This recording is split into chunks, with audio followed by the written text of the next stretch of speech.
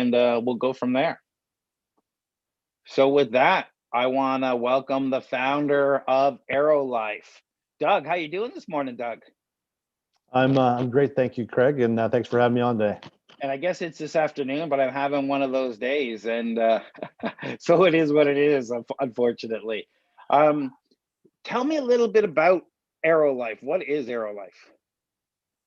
So basically, we're about empowering people, and that's with free access of information with a means to education. And how do we do that the fastest way possible? Well, it's around helping people by providing them with a device and telecom plan.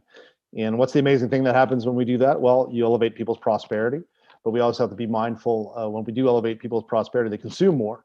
So as a new organization, we have to have a strong ethos towards people and planet with our initiatives aside from our company and our products and services, but also where our profitability goes. So one is towards shareholder return, but you do have to have a hard line for helping and putting that money back to use in the communities that you tread and towards the environment.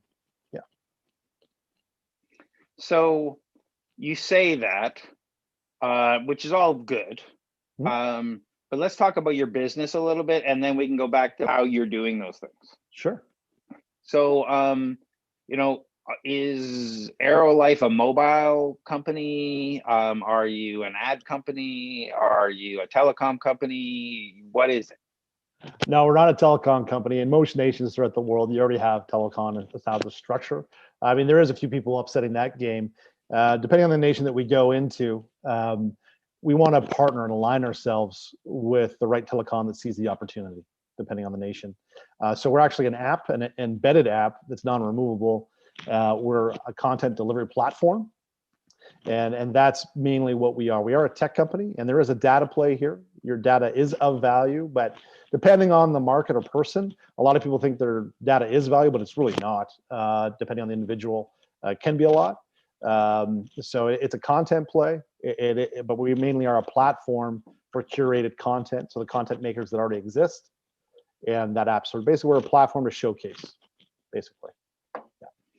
And, it sounds to me a little bit like you're David to the current telecom model of Goliath, where, people are charging monthly bills and paying a lot of money and doing all these things. So how do you see it? Well, David versus Goliath, in the dream world, it's great when David can take down Goliaths, but Goliath could just pick up his shoe and stomp on you. So it's you got to be careful and be a guerrilla in the sense of guerrilla tactics, the way you approach this. So how do we go about doing this? Again, partnering with them and basically flipping the script. So we give them a fixed fee per month, the telecoms in the nations that we tread. And a lot of times we're just taking bad accounts off their books. So it's actually, you decrease the customer service to a lot of the people calling in to some of the majors. Yeah, it's just helping make things better for local communities and economies. So it's a fixed price. We're paying the telecoms, and basically we're giving people good quality content. That's what covers that monthly telecom cost in that particular nation. Yeah. Yeah, and we haven't really talked about it, but I see the phone there in the background, and your motto is never pay for your phone or data again. How does that work? Who qualifies? When can I start? Yeah, this is there is a contract, of course, but there is no exchange of monetary value. When can you start? You're Canadian. You are, Craig, based out of Toronto. Is that right? Well, I'm in Burlington, but yes. Burlington. Okay. Yeah. Well, it's not. We're not. The game plan isn't for Canada right now. There's other nations that have a lot more value per person on the brand front, and that are more receptive to this business model. So we can get into that on some later questions. I foresee Canada as a stronger play. Bullish would be 2022, 2023. A neutral scenario would be 2024 to 2025. On a conservative, you're looking at that 5 to 8 year span throughout Canada, all of Canada. So that's the way that works. But again, it's about establishing those integrated relationships and making them see the profitability of it for their shareholders, and not an ultimate threat of cannibalization. So that's what will occur. The way I propose it to them is, I've talked to many of the telecoms in Canada. The iPod happened, and then the iPhone. Do you want to be stuck with the iPod? And that's how you summarize it real quick. Yeah. It seems to make sense, but I know the telco companies are embedded in their business model. My background had me working as a program director for Bell Mobility for quite some time. I was in the room when Bell turned down competing with Rogers over voice over IP lines. They didn't want to give up their standard. So there's a lot of giving up that old business model. There's a lot of reluctance there. But as you go into these other countries, are you finding the same type of reluctance, or can you break down some of those walls? Yeah, it depends on what country, and then the business relationship we have with them and the integrated relationships we have. So I found it's a lot easier in a few other nations, which is great, and they're more receptive to it. Because in an economic play, you are putting more money back in the hands of end users. That's the everyday customer out in the street. But you are taking away from that shareholder of that particular company if it is a private company. So it's this fine balance. You have to reward both because, of course, if we cannibalize 1 million people with one of the majors in Canada, they're going to want to see a fold of 3 million new people that are paying a little bit more somehow because you have your increased cost of infrastructure for your call centers and that many people taking the lines and bandwidth. So there is a lot at play here. Yeah. Yeah, so we're going to get into some of those details a little later, but I like to start off talking about who the entrepreneur was growing up. You know, were you always entrepreneurial? Were you a handful for your parents? Were you studious, into music? Who was Doug as a kid? I would not want me as a child. I was building things I shouldn't be, and then doing experiments. Yeah, I was a handful. I caused a lot of stress, I'm sure. But you got to redirect that energy, and that's what happened. You know, I started helping. I was fortunate enough to be born in a family full of entrepreneurs. So at the age of 12, I started going to shows on weekends and helping sell various mechanical components in the action sports industry. So that's where my parents were entrepreneurs, and they actually basically changed the aftermarket world, parts and accessories world, bringing cost of OEM products. So if you wanted to buy, say, a snowmobile track from Skidoo, it generally costs twice what it should. And they basically built up their brand around getting the same snowmobile track, but bringing it in on a private label at a much lesser cost. So you save the end user a lot of money, but they're still able to enjoy that sport. And yeah, I sold studs, carbides, and sliders. Those at the age of 12. And basically, I had full-grown adults walking up, and they'd ask, "Hey, I have a 1995 ZRT, et cetera. What do I need?" And I said, "Oh, you need a 144 stud pattern. This is your stud pattern, and this is how much it's going to cost." And they'd look to an adult, they'd go verify sometimes, but they'd say, "Yeah, that's exactly what you need. He knows what he's talking about." So it was a cool experience. But you learn really quickly what goes on at a young age within organizations. Of course, you work really hard, but there's always politics that some people see as a threat. Some people help you. Yeah, and you just never want to bring that into your own culture as a company, and you got to be mindful of that and have performance-driven metrics of individuals, but have respectful individuals as well. Yeah. Yeah, whenever people are thinking out of a place of fear or a place of scarcity, it usually hurts a company. Yeah, exactly. So what happened after, 12 to 15, after you selling all this machinery? Where did you go? Did you go to university? Did you decide to skip that and do something else? What happened after that? Well, I went an unconventional route. I took a year off and I wanted to work and just think things through. So I tried retail, I tried warehousing, logistics, and then I went to school for finance. Actually, I wanted a quick program, but a good program that would lead to a certificate and basically I went with Sheridan College's program, a 3-year program that would lead to a Canadian securities course in stocks and bonds. It was a great program, but of course you realize soon that you need more elevated education. So I went to Griffith University in Australia on the East Coast. And I basically worked my summers, sold the vehicle that I had, flew down there, and yeah, I was fortunate enough to be a part of that program on the international business level. And they were focused around Asiatic relationships and partnerships and international business with Asia, which was really cool because they're so close. They do a lot more business with China and the Asiatic sector there. So I don't think I would have got the same kind of program that I would have gotten in Canada, but Canada has a lot of great programs, some of the best in the world. But it was just a different aspect to it. But I was with it for a little while, but then I decided to travel a bit and work in Australia and then come back home. And that was the start of, that was the start of me looking into my own media company. Interesting.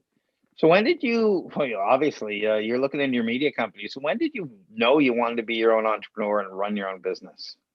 What age do you think you were? I'd say it was early teens, because you come up to your conclusions as organizations, and you really want to enact some things to make the companies more efficient and help them out, but you're really restricted by age or seniority. So I don't think that should define you, but with age comes a lot of wisdom and experience.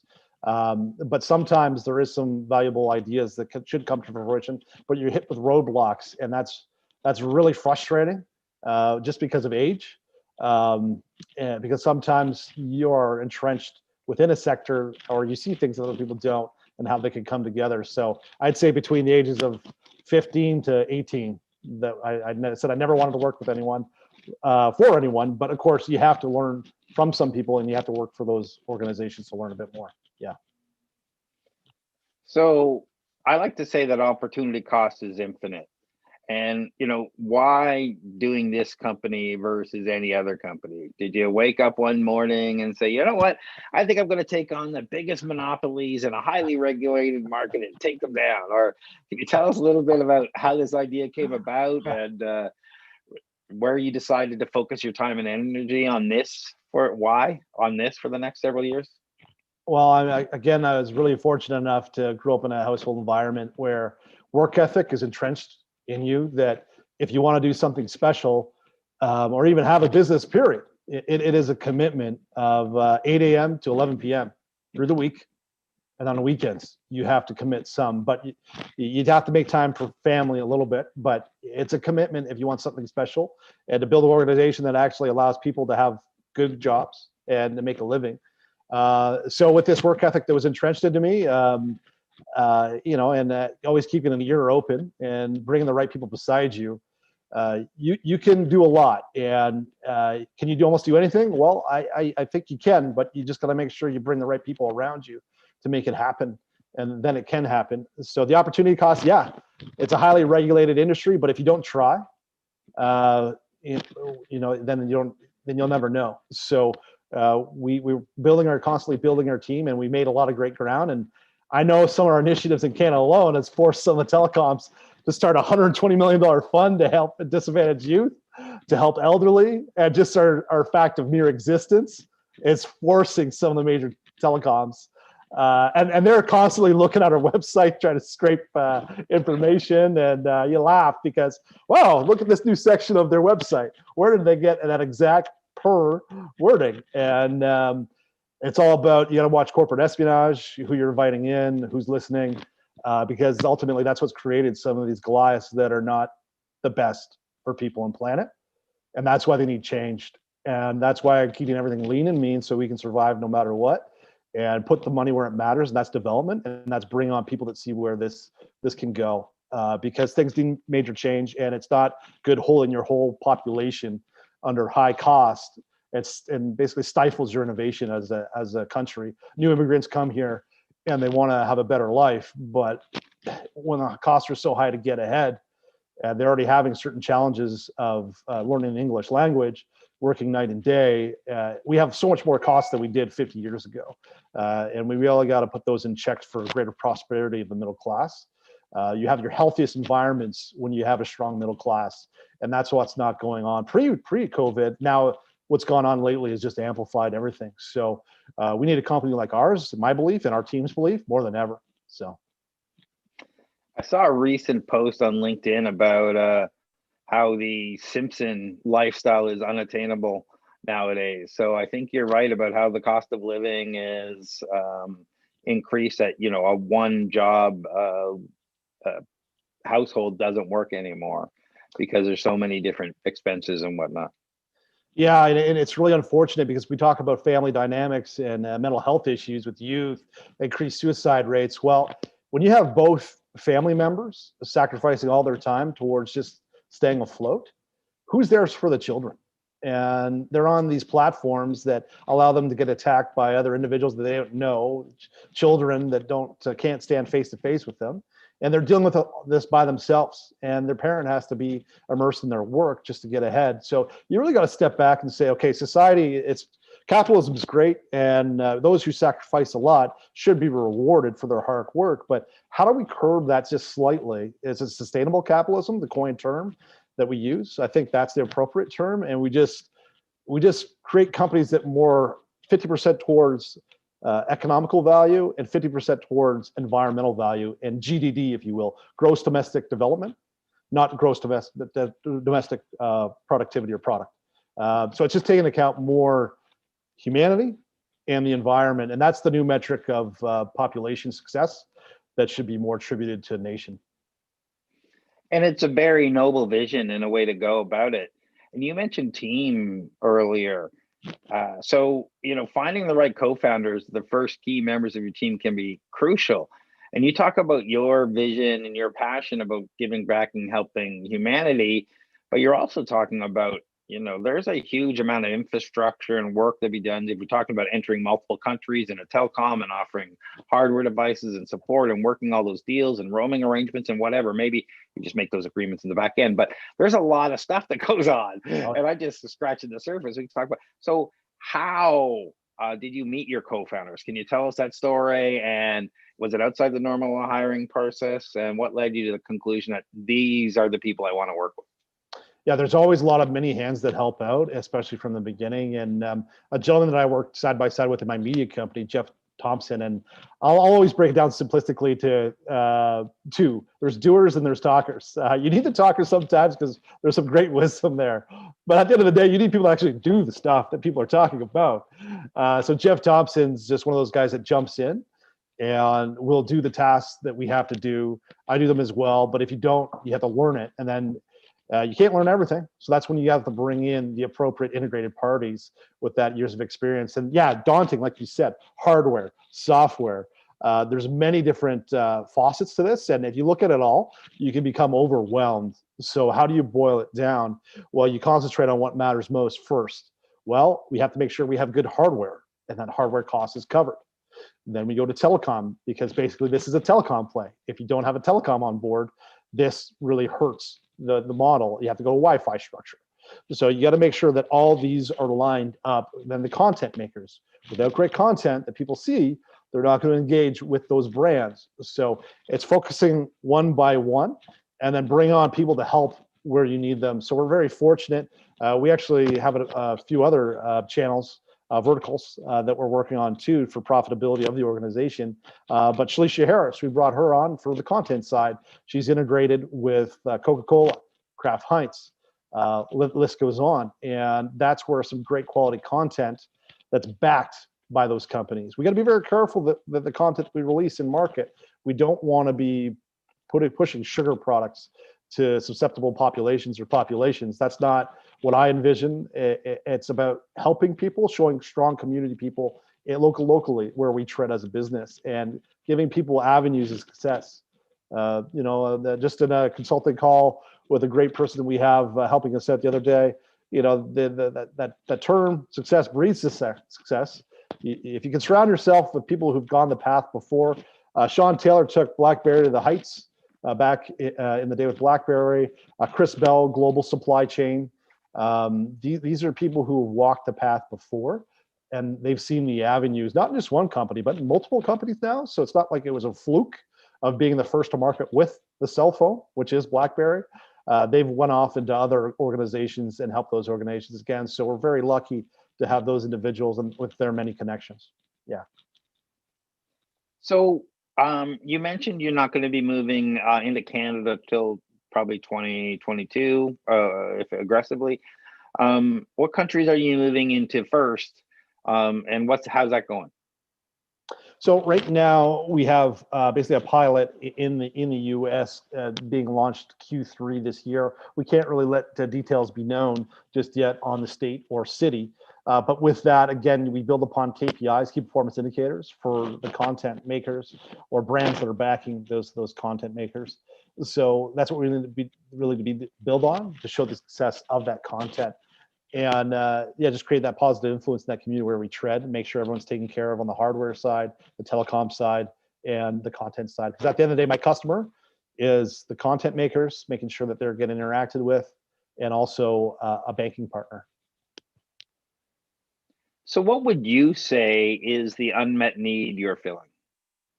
Yeah, lack of savings and income. 50% of the population right now, this is for the end user. I'll get into the customer shortly. Yeah, 50% of the population in Canada and the US only have $200 or less at the end of every month. And that was pre-COVID. Pre-COVID, 50% of Canadians are teetering upon bankruptcy. It's similar in the US. That's pre-COVID. 9 million plus Americans are 90 days or more behind on auto payments. So this is a multi-prong issue because there's one, financial responsibility. Also income, where are they getting the income? Is there income available from the jobs in those communities? But let's look at the customer now. Those are the problems with some of the end users. The customer, well, before COVID, dramatically click-throughs were down for advertisers. Cookies are now being questioned in many nations, and that might be squandered. So brands are quickly realizing we better come up with a new model really quickly in order to monetize ourselves. And it's all about market timing. Sometimes you can have the best idea, the best team, but if you're not catching that wave with the surfboard at the right time, you're missing it. And we've been planning this since early 2018, late 2017. So I think the surfboard's in the right spot on the wave. And now it's just about getting the right other people beside us on surfboards and riding this wave out. And yeah, helping people by save money and giving brands the highest content visibility in the world with proper visibility, not cheesy ads and allowing high bids. And the bids that do win, it's not that quality content we want seen on devices.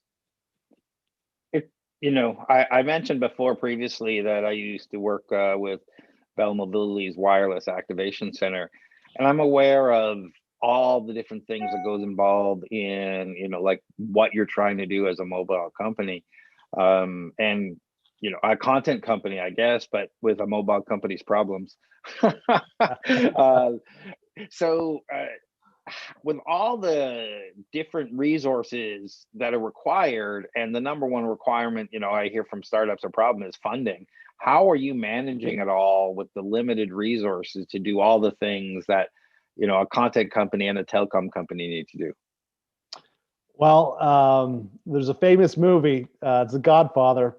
They basically, you can't beat a faction that basically isn't paid. And right now we have a bunch of individuals that spare a lot of their time. We don't pay ourselves right now. I'm backed, unfortunately, by some great investors who believe in this project, and that they just cover costs. And this is my sole project that we want to see come to life, to make sure we hammer down prices and allow people to live a better life and have more prosperity in the particular nations that they're treading. So right now we're very fortunate to have some early investors, angels, friends, family, that have jumped in. And we keep it really lean and mean because on the labor side, that's where it costs the most. And we'll get to that point, but we have to really make sure that the revenue generation, the profitability is there before we get to that point of bringing in that quality people that we want that are highly paid. We do have quality people right now that see the cloud and what this can do. And yeah, we worked out some terms with share offers and so forth to make sure there is some reward with that. Yeah, and that's basically how we've been funding ourselves right now, is with the investment bootstrap and locally here in Canada. But we are opening ourselves in Canada some more with an online Equivesto campaign. which has been great. I was really hesitant about doing online because as Canadians, are we used to it? No, we're not. But we have to understand that there's early access that can be had here online to early stage private companies, not public companies yet, where they can really reap the benefits of exponential growth with that investment they have. Yeah, we're going to talk about the equity crowdfunding and how it's working out for you in a couple of minutes. But before we get there, the obvious question is, how can free be a business model? Well, we've seen it in the past. Fortnite, as an example, as an app. They did put a lot of resources behind the creation of that app and promotion, but it's yielded the #1 app in the world, I believe, for youth. And they basically they monetize it by making skins, which is youth buying clothing, different clothing in the game.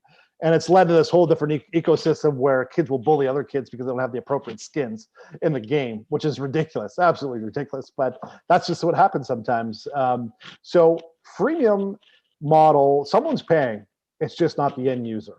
So who sees value in a phone that could help them? Well, brands do, banks do. We've seen that in the past where they have promotions of sign up now, insurance companies. So there is a trade-off here. Our customers are not the end user anymore. It's actually banks, because how do you help civilization? Who makes the most money in Canada? RBC is #1, and I can tell you who the other two are. It's banks. So you got to extract more money from these banks, which control the flow of basically loans, which equates to goods and services throughout the world and labor. So the more we can extract from the bank to help the communities, the better. And then we look at who else is really benefiting in our societies. Well, in Canada, let me tell you, telcos are doing pretty well. So it's time to jump in there a little bit and just extract some of the fat, if you will, from that space. Yeah. So hopefully that answers some portion of that question. Yeah. It sounds like we should be sharing drinks and stories sometime, because I used to do software implementations for the big sick banks when I worked at Davis and Henderson. And exactly, I know exactly what you're talking about when you say extracting money from both the sides, the telecoms and the banks. There's plenty to go around. Yeah, that's it. That's really it. So, a lot of these things, there's a big upfront cost. When I say a lot of these things, rolling out a telecom, rolling out a cable company or ISP, there's hardware involved, and then there's, talk about commitment. So what is you're not live yet, so, or with your pilot, what's your long projected ROI from a new customer? Yeah, so we have to say who is our customer. Our customer, our end user, or an investor. So customer is a bank to us. It's an agency. It's a media company. An end user is the actual person using the device. But as an investor, for his return on investment, we are scheduled or in a roadmap to do a 5 to 8 year exit, and a 4 to 10 times multiple is generally what you'd expect from a tech company, a usual tech company. Do we forecast more? Do I want to say bullish? Yeah, but we can't really say that. Again, this requires a lot. You look at Anthony Lacavera and Bryce at Win Mobile. Where do they get the resources they need? Well, they went overseas. Did I meet with people overseas? Yes, I've gone to Dubai. I was fortunate enough to meet with Yael Maktoums and some of the representatives. But it goes back to that social responsibility. Who are you stepping into a relationship with?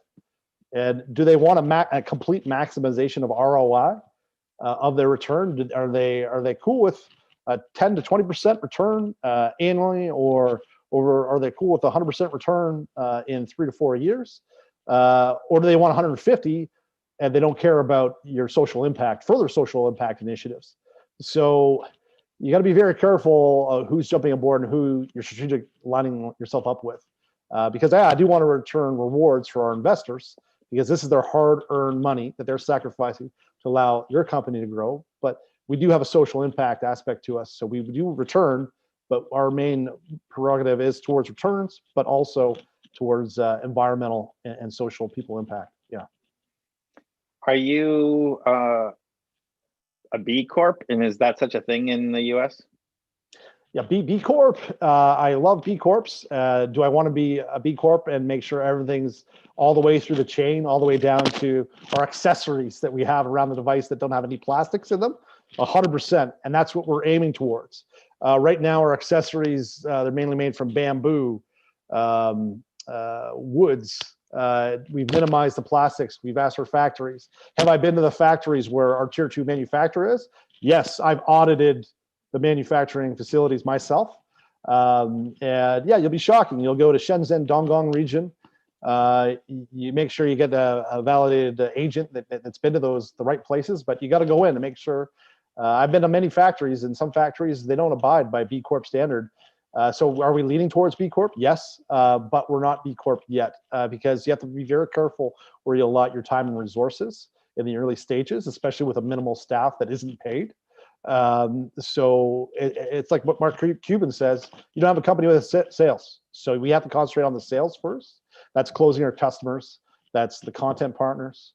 That's the banking partners. And then everything else rolls out from that. And then we can concentrate on getting the B Corp status. So it is the roadmap. I like to say we're more aggressive than B Corp. Try to show me that a lot of tech companies right from day one that they are B Corp. We might be able to make 1 page, 2 pages out of it. Because it is very difficult amongst the supply chain to make sure everyone abides by that platform they have, and it's great. B Corp is absolutely excellent. So you keep saying you're a content company, and if I was using your phone, I would be a user, not your end customer, which is great. But how does being a content company and your customer being brands and other people, how does that change the way I, as an end user, interact with the device? So, can you rephrase that again? Sorry, Craig, I couldn't hear that. How does it change the way I interact with the device? Because you're not a typical telco company, you're a content company. So I get your phone. Does that mean I need to watch a certain amount of video every day before I make a call? I have to see an ad. How does it change the way I interact with the device? Yeah. Well, we've seen what happens. I've spoken with the heads of Virgin, Ian Rowden, CMO Virgin in the past, and a few others, and they've given me the chat of Virgin. We've tried Virgin Unlocked, and it basically did not work. They would take over your whole screen with an ad, and people do not want to be disrupted amongst their user experience. And then we've had it in the phones in the past, going back 20 years, where you had to listen to an ad and then you could speak thereafter. People, when they have an immediate need to search something or speak with someone, they don't want to be disrupted. So we're very, very careful on how we're displaying the content on the device throughout different portions of operation on the device.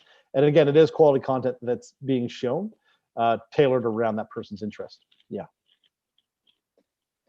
So maybe not right now because we're in the middle of COVID, but when I go out, you rarely see people walking around without a mobile device in their hand.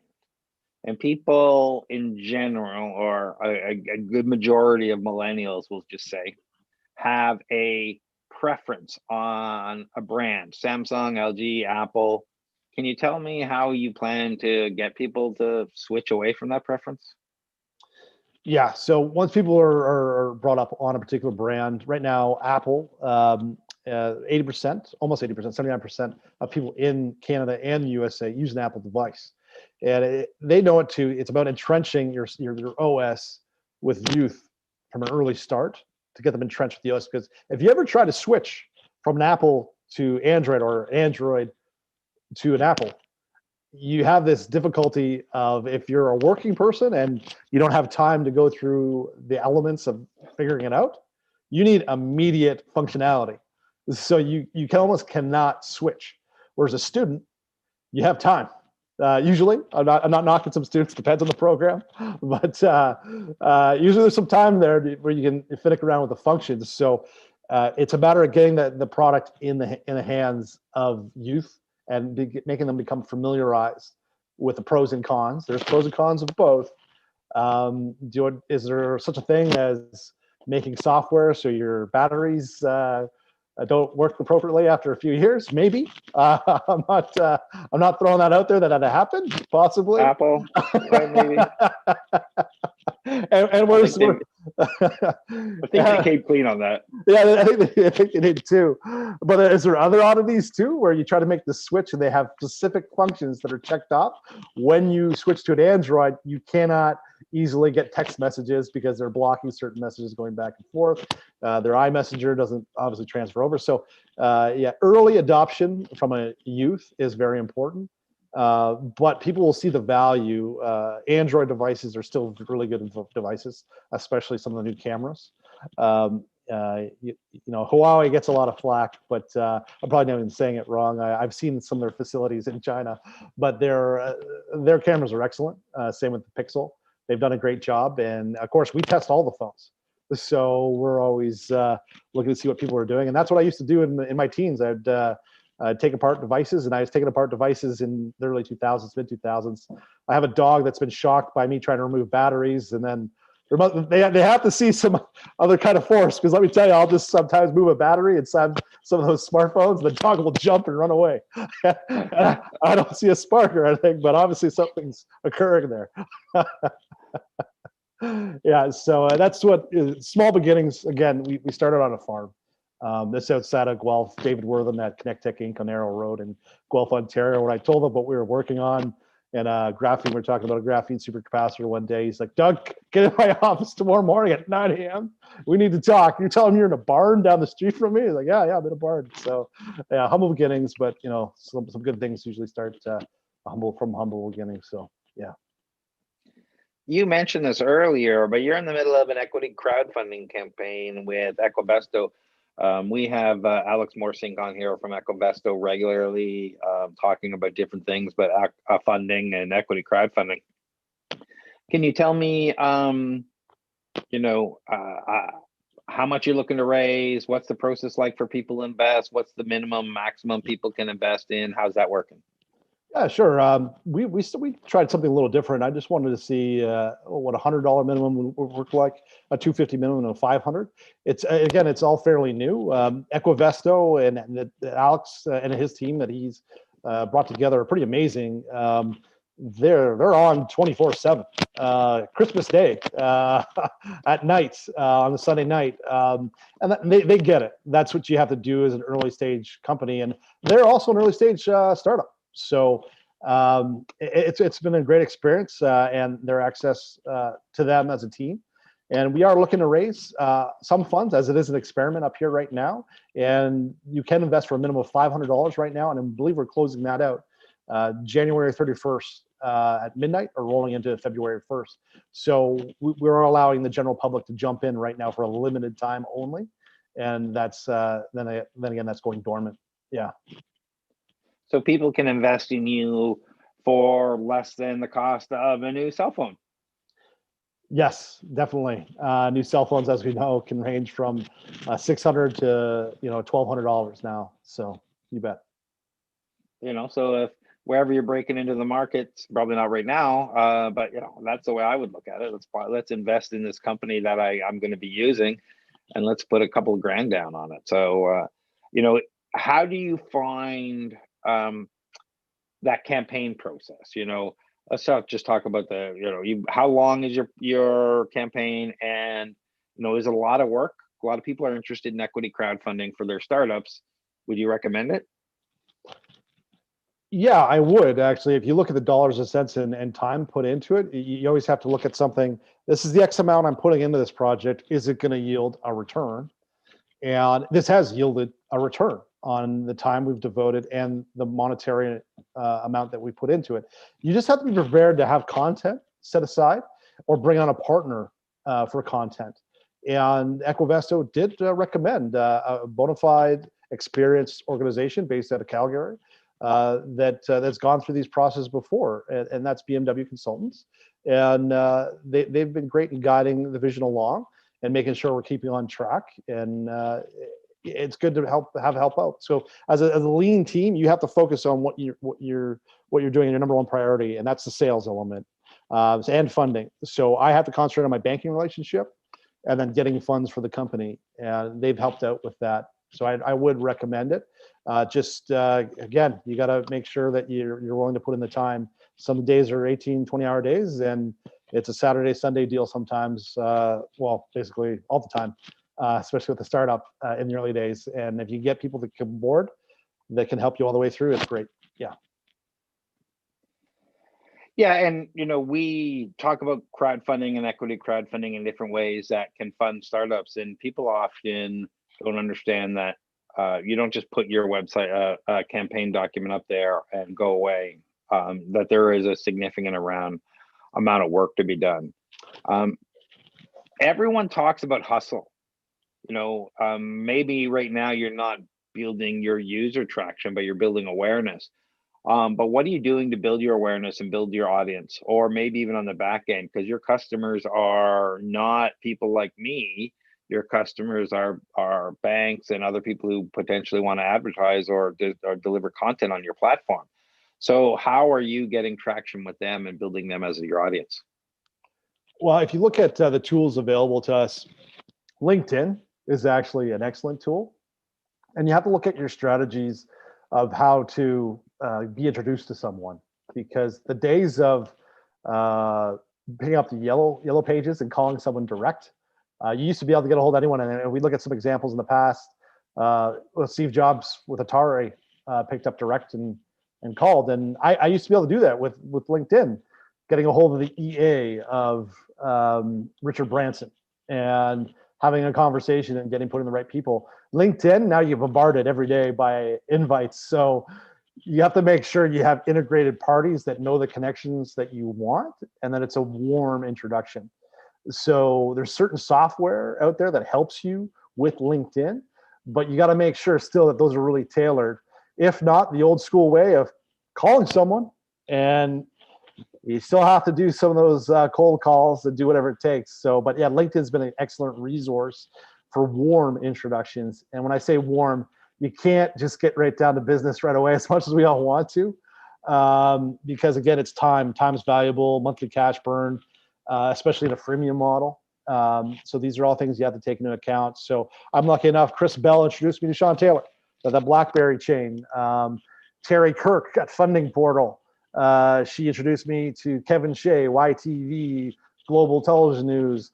That introduction led to Ken McDonald. So it's constantly networking. Yeah. And how are you finding networking now? Has it changed much since COVID? Like, I say that because I used to run networking events, and everything we did was live, right, in person. So it's changed for me. How has it changed for you? Well, I like to say this works to my benefit, because growing up on a farm, you don't really socially engage with a lot of people. So you come across as really shy or awkward a lot of the time. So to me, it's just like it's my game being behind a screen. And how do you overcome that? Well, you just throw yourself out there. But yeah, you can't beat a warm introduction person to person. But people, it's great that everyone's on the same playing field now, because we could just log on to a Zoom and get that initial introduction. Later today, I have a introduction with someone who's worked with Mark Cuban for 4 years, and then that's a call, that one of the many calls today. So it's just about getting to know people, and what a better way than Zoom and a few other platforms we have to use. And I always used to say to myself, why hasn't Zoom taken off at some of these platforms? Why am I flying somewhere right now? Because it's a waste of my time. So this has forced a lot of the generations to make a change. But again, yeah, you got to get yourself out there, meet a lot of people. You need to be seen, especially in the funding world. And that's what we have to know as Canadians. Get down, get in Toronto, get in Calgary, get in Vancouver, Montreal, the major hubs in Canada, and get the VCs to see you and the angels. Yeah. And that's why we do monthly investor speed dating. Our this month is Wednesday. We do funding panels. We bring in different VCs. I have Sean Wise coming back. I don't know if you know who Sean Wise is, but he was the entrepreneur in residence for the first 5 years of Dragon's Den and Shark Tank. Helped launch that. Professional entrepreneurship at Ryerson, personally overseeing $2.1 billion in funding startups. He knows everybody.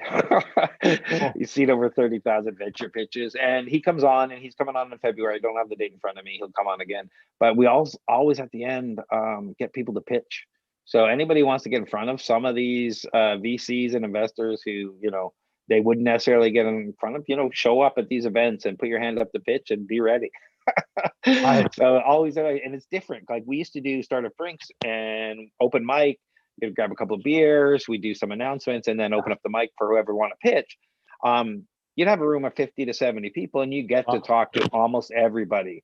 And that is different networking, right? Because you're talking about exchanging cards, and I get a point where I get that LinkedIn app open, and we do Find Nearby. We get everybody doing it, so you'd be all connecting to everybody in the room. Right. But you get those warm introductions. It's hard over Zoom. Like some people will see you here and see you on YouTube and whatever, but if you physically met that person, even for 2 minutes, you will pick up the phone and talk to them. Yeah.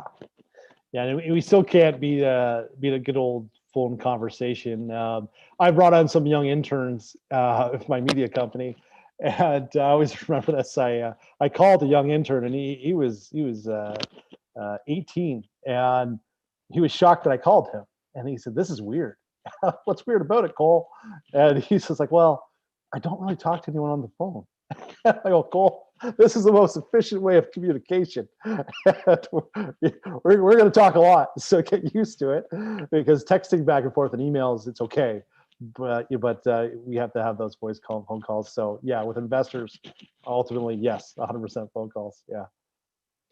It's amazing how much people don't do that anymore. And as a program manager, program director, project manager, having to locations everywhere, I'm always on the phone with different people, and I get an email and call that person right away because I know he's at the desk or they're at the desk, and I get like, be efficient. 2 minutes, 3 minutes, you're getting all your status updates, you're getting all that information, you know what's going on, and you're off the phone. It doesn't have to be 100 emails back and forth. What about this? Right. Is that, and yeah, it is very efficient, but we have grown up with a generation of people who would rather text the person standing beside them than talk to them.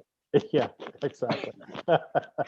It is what it is, but unfortunately, I try to share both successes and failures, so maybe others will learn from your mistakes. Can you tell us a time where maybe you screwed up something and something went wrong, or you made the wrong pivot decision, and what'd you do about it? Yeah, of course, you always got to go with what makes money. And I've been fortunate enough that the media company has been revenue generating for over 11 years. But amongst that period, I've dabbled in other ventures, and you learn something from it. So you got to make sure that you have all the right aligned people in place. You have the strong team. Do you know the right people for the funding? Do you have all the partnerships lined up that you need to make the venture happen? So usually, and it's market timing. So examples, failures. I think if you go through everyone, successes and failures. Richard Branson has many successes, but he has a laundry list of failures too. I tried graphene-enabled headphones, and I tried to work out a deal with a Montreal company that made the sound of headphones that much better. But of course, you rely on external components. Sometimes those don't equate to the full relationship, but you got to look at what happened during that period and what you learned from it. I was down at CES. I met gentlemen that represent Garth Brooks and their headphones. They saw my headphones that I had produced without the graphene element, and they're like, "Where did you get those?" And I said, "Well, for 3%, I'll just do the introduction, and you guys can run with it." But there was a lot of time and effort that went into actually going to that factory overseas, and it's going to save you guys a lot of heartache and pain to find where this was made.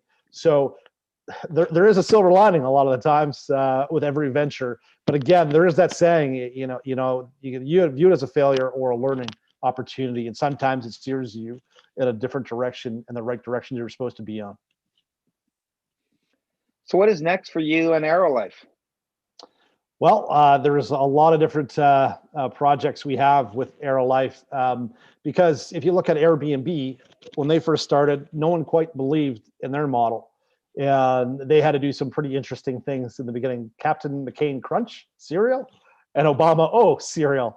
And some investors, potential investors or angels, would look at them, "What are you guys doing? Where is your focus? What does cereal have to do with Airbnb?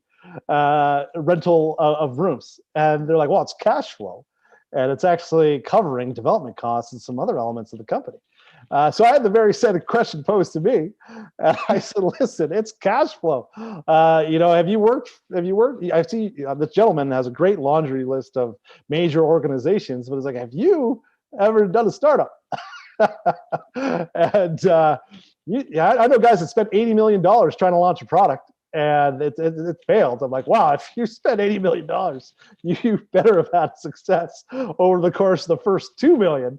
But that's just what happens when you have a different background, strong backgrounds, great at team building, implementation, project plans.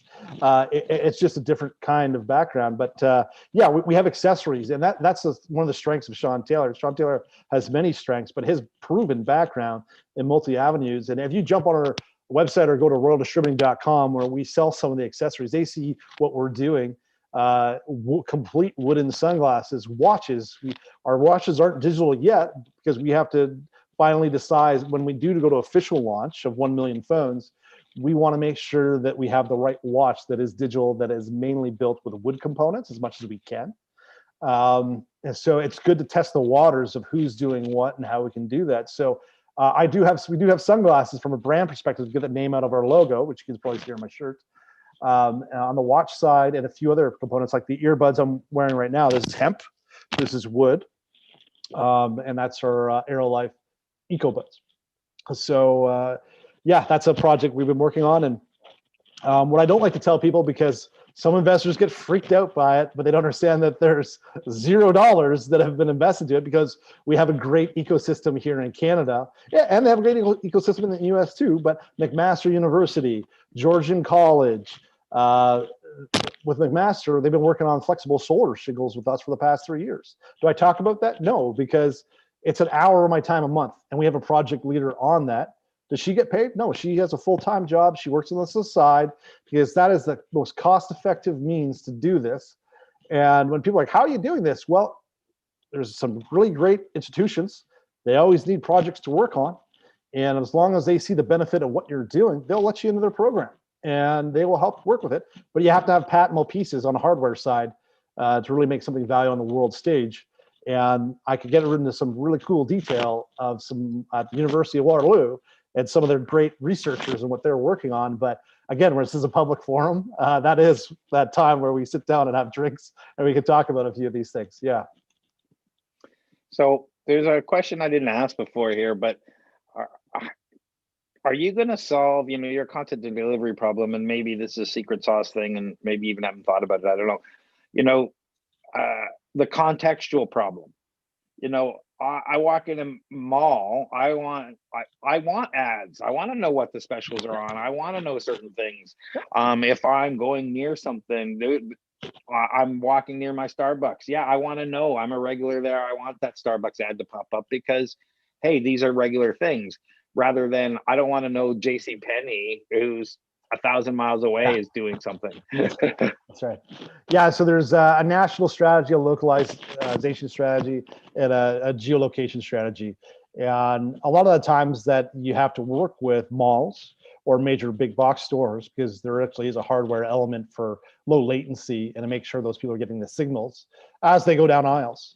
So if someone's going down aisle 1, potentially we do have the capability with minimal latency of knowing exactly where they are in that aisle and giving them the potential product that they want discounted at that moment in time. So let's say not eye space, but reach space on a shelf. That's very valuable.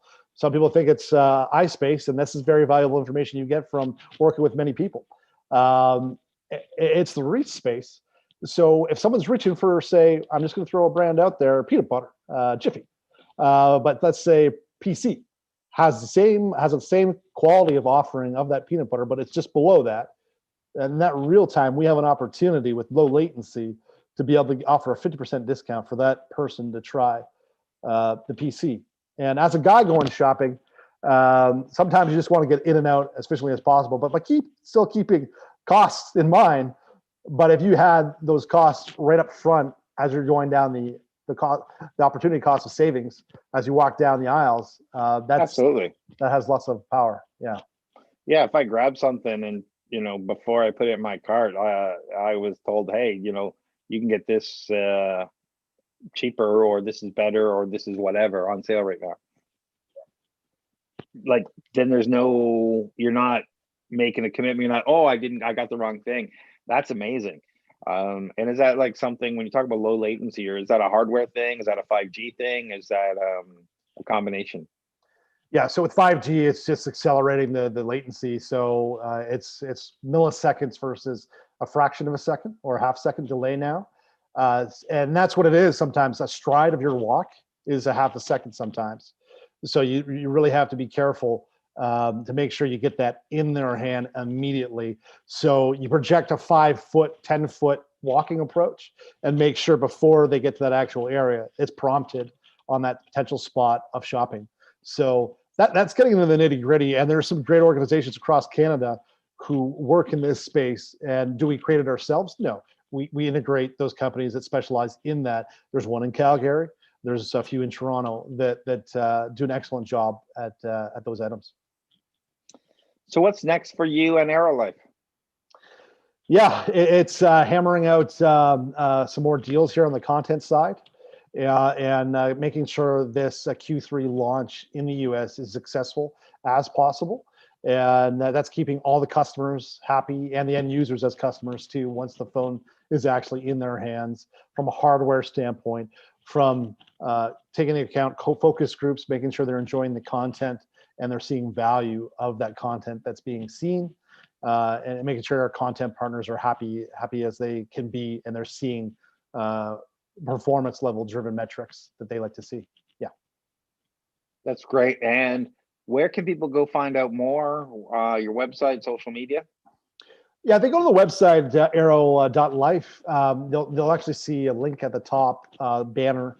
I put it there just at the start of the campaign, so they can click that, directly go towards Equivesto. But they go to Equivesto and see us there if they'd like to invest. And it is an opportunity that's closing out again February 1st. And I've put 2.5 years into this project.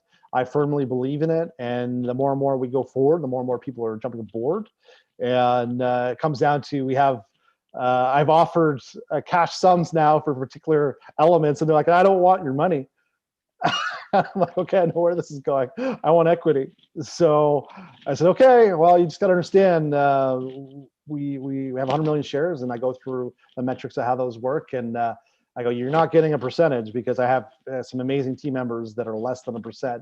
And this is what they contribute over, this was they have contributed. So don't sell yourself short, any startups out there. Your sweat equity, your background, your experiences, and the other people you bring in with their expertise, that has a lot of value, and that needs to be attributed into your valuation. But you better be able to stand that ground. What's the Berkshire method, or whatever method you're using for the valuation of your company, but you have to stand your ground and say, this is why we're worth this, especially pre-revenue. And we got to start believing more in each other as Canadians on the investment side, and to make grandiose projects happen. And this can be a grandiose project. We just have to keep building the momentum here. Yeah. Great. And the site is equivesto.com/AIRO.LIFE for your campaign, for anybody who wanted to go in there. I really appreciate you taking the time to talk to our audience today and let us know about your startup and what's going on. Any parting words? No, I'd just like to thank all those who are listening in right now, yourself, Craig, and I definitely do want to speak with you further, because you have a lot of great experience, and I'd love a more of a casual chat where I can talk a little more detail about the prying ears of the many different telecoms out here in the world. Yeah. Absolutely. We're connected now. Just message me and we'll figure out a time to make that happen. Thanks, Cool. everyone, for attending and